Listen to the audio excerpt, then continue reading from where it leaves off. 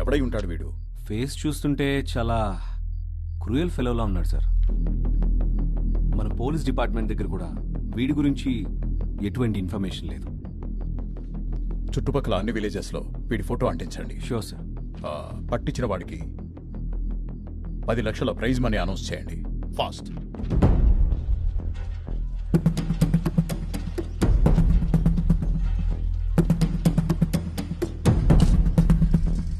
Ration మొత్తం అయిపోతుందిరా. మరి పందుల్లా తింటున్నారన్నా. ఏంట్రా సౌండ్? పోలీసులు అనుకుంటానన్నా. పోలీసురా?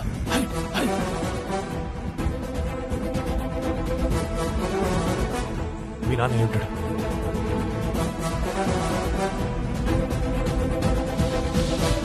గురుమూర్తి రెడీగా ఉంది.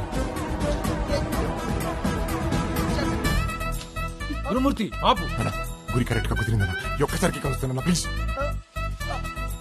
అన్న తమ్ముడురా, గురి కుదిరితే కాల్ చేస్తావా? బ్రహ్మన్నా, నేను మీ తమ్ముండి. నువ్వు ఎక్కడే ఉండు.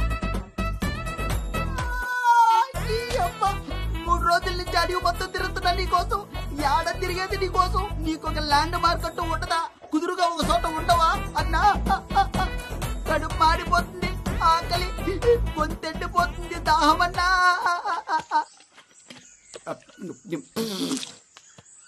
నీళ్ళేంటి ఇంత సప్పగున్నాయి? అవుట్ ఆఫ్ 5 నా రేటింగ్ 2.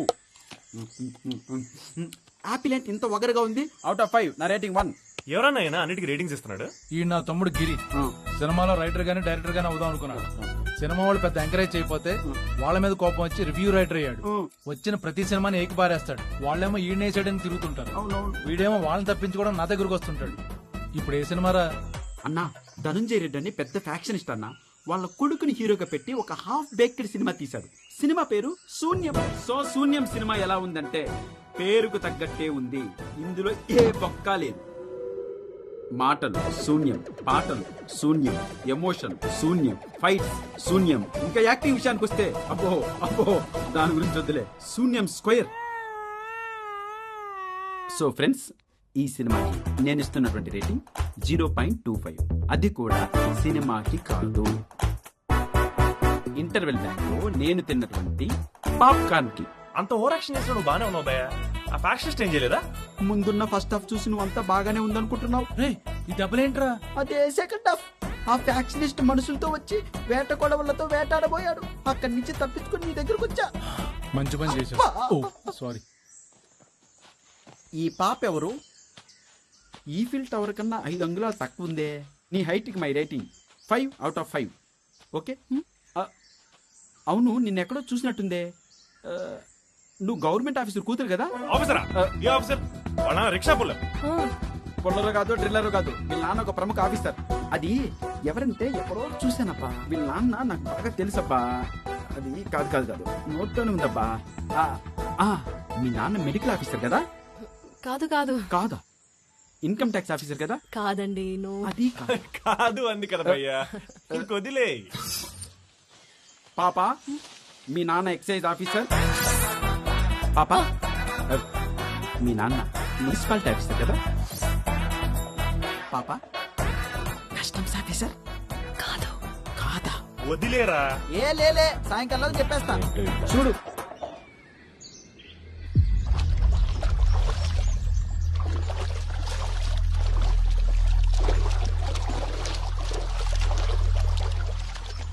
అన్నా, పాలమూరులో గోడ కంటించుంటే పట్టుకొచ్చా. బ్రహ్మన్ వీడు వాంటెడ్ ఏంటి? పావులకు పనికిరాడు. వీడిని పట్టిస్తే 10 లక్షలు ఇవ్వడం ఏంటి? వీడింకా ఊరికెళ్ళలేదా? లేదన్నా, అడవిలోనే తిరుగుతున్నాడంట.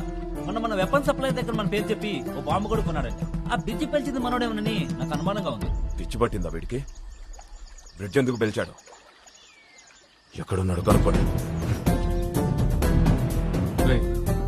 పోలీసుల మూమెంట్ ఏమైనా ఉందేమో కనుక్కోండి. అన్నా, ఇక్కడికి తీసుకొచ్చావన్నా? ఈ ఊర్లో ఏటీఎం ఏమైనా ఉందా? ఏటీఎం? చిన్న సైకిల్ షాప్ కూడా ఉండదు. మరి ఇక్కడ ఏం చేస్తున్నావు? ప్రతి శనివారం ప్రజలను చైతన్యపరచడానికి ఒక ఊర్లో నాటకాలు వేస్తుంటాం, పాటలు పాడుతుంటాం. ఈ శనివారం ఈ ఊర్లో వేస్తున్నాం. అన్నా, ఈ పాటల నాటకాలు మనకెందుకన్నా? ఆ డబ్బులు మా దగ్గర డ్రా చేసుకుని మమ్మల్ని ఎలా పంపించండి. అంటే ఒకసారి అమ్మాయిని చూడన్నా, నీకు పాప అనిపించట్లేదా? వాళ్ళ అమ్మ నన్ను ఎంత దిగులు పడుతుంటారు చెప్పు. పోలీస్ కోమింగ్ ఎక్కువగా ఉంది, 2 రోజులు ఆగండి, నేనే పంపించేస్తా. ఏం చేద్దాం ఇప్పుడు? ఏవో పాటలు నాటకాలు వేస్తా అంటున్నాడు కదా, ఏదైతే ఇది అయింది, ఈరోజు వెళ్ళిపోదాం. ఎప్పుడు ఎలా నేను చెప్తా. ఏంట్రా బ్రహ్మన్లా ఉన్నాడు? బ్రహ్మంలో ఉన్నాడు ఎట్రా తింగరోడా? బ్రహ్మన్నే పట్టిస్తే 10 లక్షలు రివార్డ్ అంట. 10 లక్షలా? పెద్ద అమౌంట్ కదా. గురుమూర్తి అన్నా 6 గంటలో నాటకం అయిపోయి మళ్ళీ మన అడవిలోకి వెళ్ళిపోవాలి. అవును. జనాలు త్వరగా పోగు చేయి. సరే అన్న. ఆల్ ద బెస్ట్ అన్నా. మీరు వేయబోతున్న ఈ నాటకం జనాలకి చైతన్య, వీలైతే నారాయణ కూడా పరచాలని మనస్ఫూర్తిగా కోరుకున్నానన్నా. Thank you. మీరు క్యారీ ఆన్ అన్నా, మేము అలా దూరంగా నుంచొని నాటకాన్ని ఎంజాయ్ చేస్తాం. పద వస్తా. అన్నా ఈ జనాలు హడావిడి చూస్తుంటే చిన్నప్పుడు నేను వేసిన నాటకాలు గుర్తొస్తున్నాయన్నా.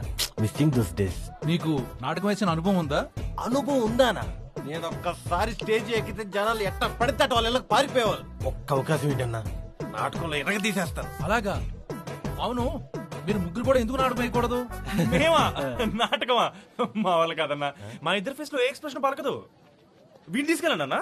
నేను ఒక్కడిని వేస్తే మీరు వెళ్ళిపోతే. లేదు లేదు, వీళ్ళిద్దరు కూడా ఉంటున్నారు. మా వాళ్ళని చూశారు కదా, తిండిపోతులు. అసలు యాక్టింగ్ అంటే తెలియదు. నువ్వు డీజీపీ క్యారెక్టర్ చేస్తున్నావు, నువ్వు డీజీపీని చంపే పీపీఎఫ్ లీడర్ క్యారెక్టర్ చేస్తున్నావు, నువ్వు డీజీపీ కూతురు క్యారెక్టర్ చేస్తున్నావు. త్వరగా రెడీ అవ్వండి. ఏంట్రా? కరెక్ట్ గా చెప్పావన్నా. ఇప్పుడు గుర్తొచ్చింది, ఈ అమ్మాయి 100% డీజీపీ కూతురే. ఇతనే పొలరో డ్రిల్లర్ అని చెప్పి వీళ్ళందరూ నీ ముందు నాటకాలు ఆడుతున్నారు. ఈ అమ్మాయి డీజీపీ కూతురే అన్నా. ఏయ్ నిజం చెప్పు. ఏయ్ నువ్వు డీజీపీ కూతురే కదా? రే గిరి, పిచ్చి పిచ్చిగా మాట్లాడకరా. మేము వెయ్యబోయే నాటకంలో అమ్మాయి డీజీపీ కూతురు పాత్ర ఇచ్చాను గానీ అమ్మాయి నిజంగా డీజీపీ కూతురు కాదు.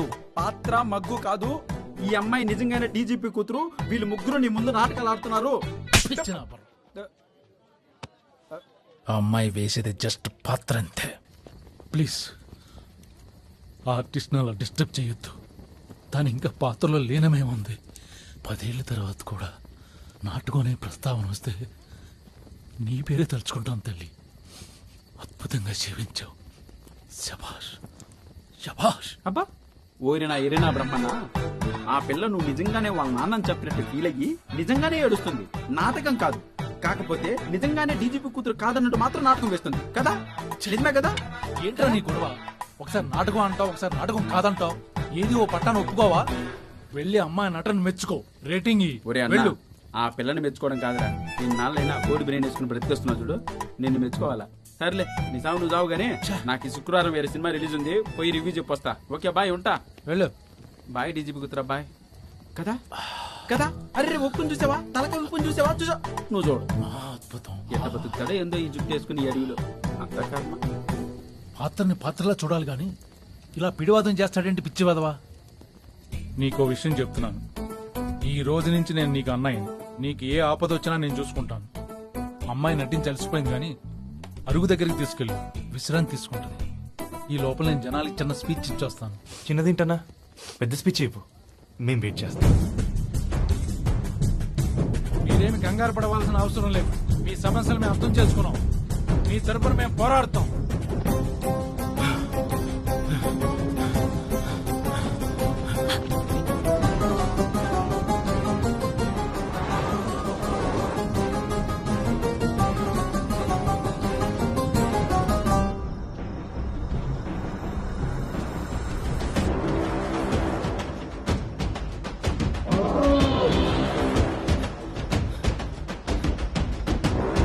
ఎక్కడేం చేస్తావరా? 8 ఏనుగులు పోయా అలా వెళ్ళాయా? ఎక్కడున్నారు ఏనుగులు? నిజం పోయా, నేనమ్మ ఎవడు నమ్మట్లేదు.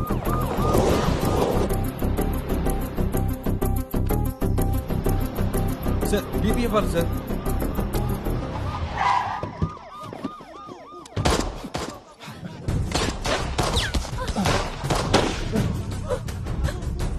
పోలీసులు మనల్ని ఎందుకు షూట్ చేస్తున్నారు? పీపీఎఫ్ యూనిఫామ్ వేసుకున్నాం కదా, అందులో ఏంటొచ్చు. చెత్త వెదవా, అంతా నీ వల్లే. అరే చెల్లెమ్మా, చెల్లెమ్మా, ఇక్కడేం చేస్తావ్? పద, ఏం చేయగలరా? పద,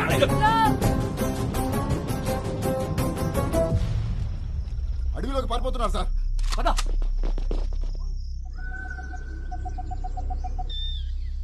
ఆగదు ఆగదు ఆగితే సాగదు.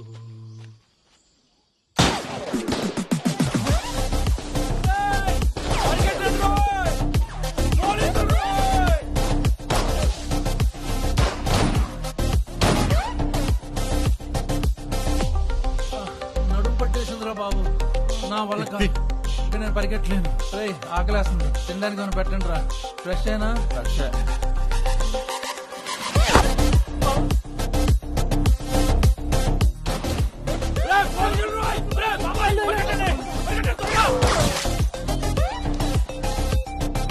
నా వల్ల కాదు. ఓపిక అయిపోయింది. ఒక్క అడుగు కూడా ముందుకు వెళ్ళిపోతున్నా. 10 నిమిషాలు నాకు రెస్ట్ కావాలి. నా వల్ల కాదు. తీసుకోవడానికి లేదన్నా, అటు చూడు.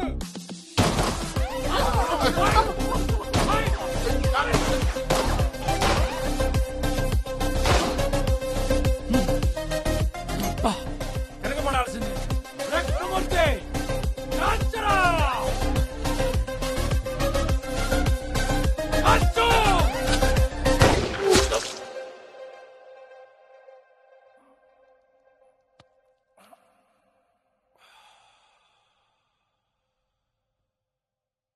ఒరి చెత్తనా కొడక, నేను ఎవరిని కాల్చమన్నా, నువ్వు ఎవరిని కాల్చావు? గురి అలాగే పెట్టానన్నా. నీకెలా తగిలిందో అర్థం అవట్లేదు. నువ్వు కదిలేవా?